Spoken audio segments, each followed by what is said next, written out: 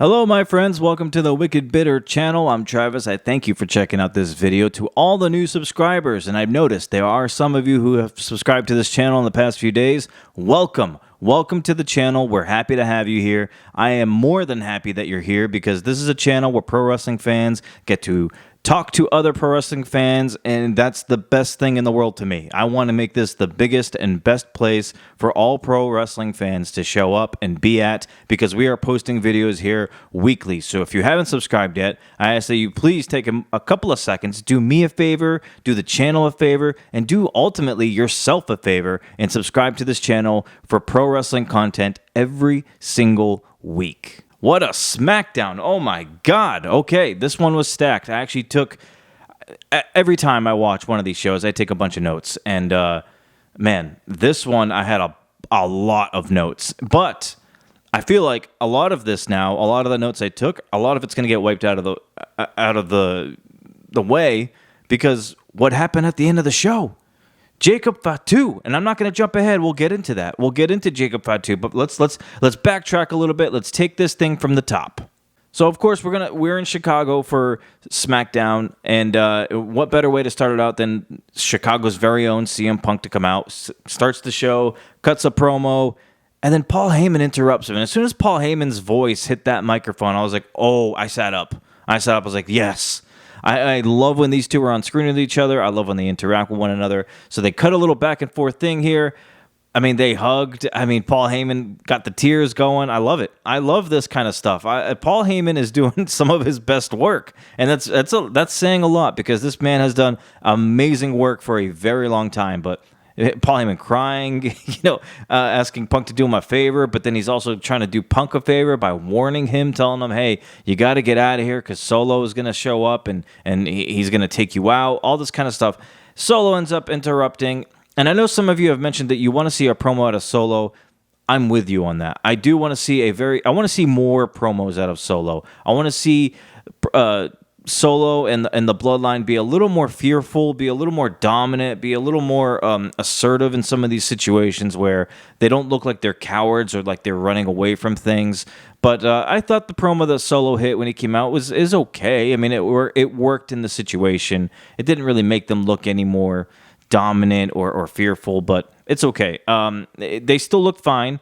I'm still on board with Bloodline. I know some of you kind of are not, but I'm still on board with them. I think we should still give it some time, and especially what happened at the end of the show, I'm definitely on board with this Bloodline. Let's just see where it goes. But when they threatened Punk to get out of the ring, Punk asked Heyman, what was the favor you need for me? And Heyman says, just take me with you. My dude is dying to get out of there. He is begging to leave the Bloodline. I find that hilarious. This is awesome. I could not have asked for a better start to the show. Very entertaining. Cody Rhodes comes out, helps Punk, tosses him a bat, fights off the Bloodline, and yeah, that was our opening segment of the night.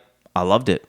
We had some qualifying matches tonight. I'm going to kind of run through some stuff on SmackDown. We had some qualifying matches for Money in the Bank tonight. One of the matches was a match where Chelsea Green got the win. And you know what? Early prediction here. Without knowing who all the competitors are in the Women's Money in the Bank match, and I know a lot of you are sticking with Tiffany Stratton to win it, and honestly, I think she will make it next week. She's in a match with Jade and Candice LeRae. I fully expect Tiffy to win that match, and I think Candice is going to take the pin.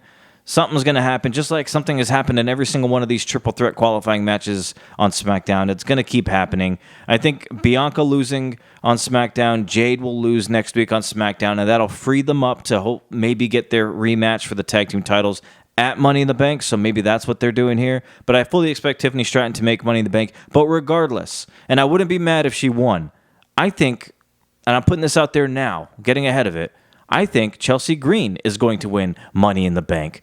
And it dawned on me, it's in Canada. Chelsea is Canadian. She's from there. I think it would be a great moment for Chelsea Green. I'm going to call Chelsea Green winning the Women's Money in the Bank ladder match. Something happened backstage. For me, on my TV, it happened. I don't know if it happened for you guys, but Solo was talking to Heyman. He was very close to him, like face to face. He ends up telling Heyman to deliver a message to the Tongans, and when he told him what the message was on my TV, it like muted. And I don't know if that was just an audio issue from WWE. I don't know if it was just a problem on my end, but it only muted for that few seconds, and then it picked back up where Heyman responded to him. So I don't know if it was done on purpose. It could be something new that WWE was trying to see how it looked and sounded. But you guys let me know. Did it do the same thing for you? Because I didn't hear what the message was, but we could only assume what it was. And, later on the night, we kind of understood what he probably told them was to make sure that Owens and Randy didn't win their matches. But and they didn't. So they didn't win their matches. So it makes me feel like it frees up the solo, maybe a 6-man tag or a tag team match with Cody and Randy and Kevin Owens versus the Tongans, or maybe even solo.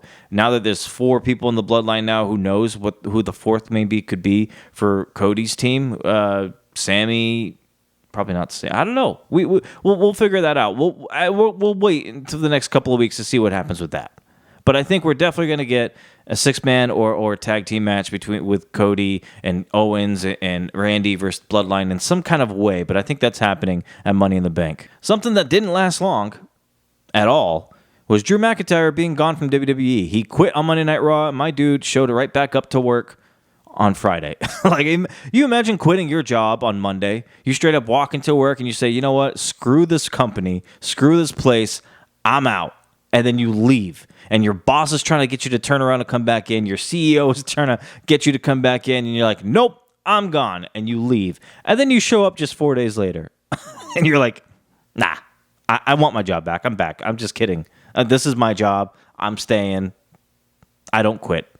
Well, Drew showed up. He attacked CM Punk backstage. We didn't actually see the beatdown, but we obviously heard it. And when the garage door lifted, you got a bloody CM Punk. You got Drew McIntyre with blood on his hands. You got him carrying him, fireman's carry, all the way down to the stage area. He drops CM Punk. He crouches down, does its clobbering time position. He actually takes the bracelet off of CM Punk, which I believe is a bracelet that has CM Punk's dog's name on it and his wife AJ. I think he took that bracelet. So that's now we're getting super personal here, and these guys are going tit for tat here. We're going to each other's country, we're going to each other's hometown, state, and attacking them and embarrassing them in their own, where they're from. So I love this. This, hands down, this is the best story and the best feud happening in WWE for sure, but maybe even in all of wrestling right now. Like, there is no other story that has got this much intensity to it right now in pro wrestling. I can argue if you want to, but that's the truth. A couple other things to mention. Carmelo Hayes wins his triple threat match, the one that Randy was in, and he is now in the Money in the Bank ladder match. And then also Andrade won, and now Andrade is in the Money in the Bank ladder match. Beautiful. I love this. I love the people that are in these Money in the Bank matches so far. It's not your typical, you see it all the time kind of people. Like, we're giving some time now. We're giving it a spotlight for people who are on the upcoming here in WWE. And, I would not be surprised if Braun Breaker finds his way into this Money in the Bank match on Raw. But I like it. I like the new faces showing up in these Money in the Bank ladder matches, and I fully expect the same thing to happen with the women's ones too. So far, I love the way this is going. This SmackDown has been super eventful, but the biggest thing to happen the whole night was at the very end. And everybody was on the lookout for the Wyatt Six, by the way. I had a feeling they were going to show up. Because I'm sure you've seen this picture already on social media, but when Cody was walking backstage, if you looked on the wall, there was like a little symbol, like the Wyatt's symbol was there. And I was like, damn, so are they showing up in the main event to attack Cody? That's not who showed up in the main event to attack Cody. Freaking Jacob Fatu is here. Finally, everybody's been waiting for this. Everybody couldn't wait to see him show up. This dude, I can't explain how incredible this guy is. I think everyone here, if you're not familiar with him, I think you're going to love him in no time. Trust me. Just go with me on this. Have I steered you wrong yet? Other than sometimes getting my predictions wrong. But I fully expect you guys to appreciate and fall in love with this dude, because he is going to be great. And this bloodline, say what you will, and I actually put a poll out there earlier, which I'm going to do another video on, by the way. I'm going to do a video on the Bloodline versus the Wyatt Six, and I had this idea earlier today, and I was like, which one are you more fearful of? Which one do you think is more dominant and powerful. And just one night, the Wyatt 6. Yeah, I'm not going to get into it right now, but the Bloodline, though, this was after I put that poll out. So now it might change. Your ideas, your opinions, your thoughts on it might change. But the Bloodline right now, Solo Sikoa, Tama Tonga, Tonga Loa, and now Jacob Fatu. This is going to be a powerful stable. This is going to be a powerful faction. Before we get too much further into that, before the main event happened, Solo Sikoa straight up told Paul Heyman that Roman Reigns is not coming back. Now, that left Paul Heyman confused. That left the crowd stunned a little bit. They were chanting, "We want Roman." What does this exactly mean? One of you mentioned in the comments that Roman Reigns had unfollowed Solo on Instagram and unfollowed the Tongans on Instagram or something like that. And are we getting close? Are we getting close to a Roman return? Because at first, I was thinking Roman would be coming back a little later on in the year, but maybe, much like Seth Rollins, I thought he'd come back later in the year. Seth is back now. Are we going to get Roman Reigns back already? Is it going to happen at Money in the Bank? Is Roman going to show up just before SummerSlam? That way we can have a match at SummerSlam for Roman Reigns? I don't know, but if he does, and Roman Reigns is back, especially for SummerSlam, this might be one of the biggest SummerSlams ever in the history of this company. It's truly already stacked, and it's already stacked with matches we even think might happen. It's looking great. But Jacob Fatu showing up, I mean, he destroyed Cody Rhodes. I mean, wow. Completely loved this SmackDown. I thought it was eventful from start to finish. I hope you all felt the same way. Whether you did or you didn't, let me know in the comments. Did you enjoy SmackDown? How do you feel about the Bloodline now? Are you getting a little more faith, a little more confidence in the Bloodline? I know we want to see a little more out of them. Everybody in the comments talk about it all the time.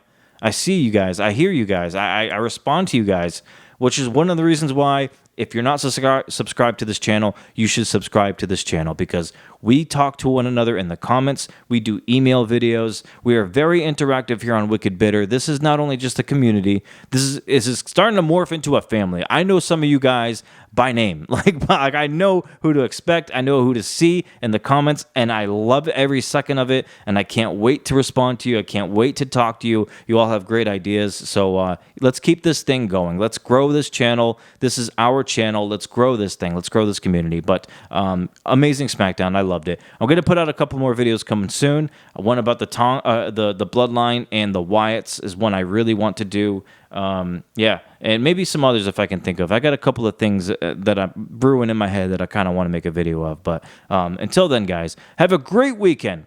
And always, stay bitter.